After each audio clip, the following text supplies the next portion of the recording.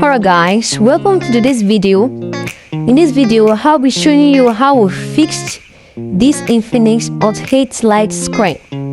When the customer brought it, it was having a screen issue. So, let us fix it.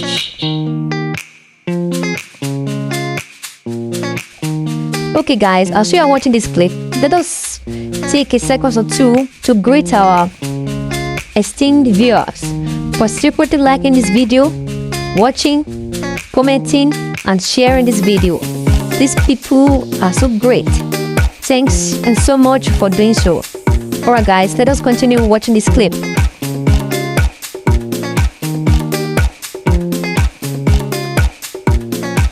Okay guys, as you are watching this clip, let us take a second or two to greet our esteemed viewers for secretly liking this video, watching, commenting, and sharing this video.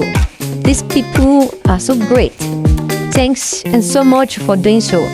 Alright guys, let us continue watching this clip.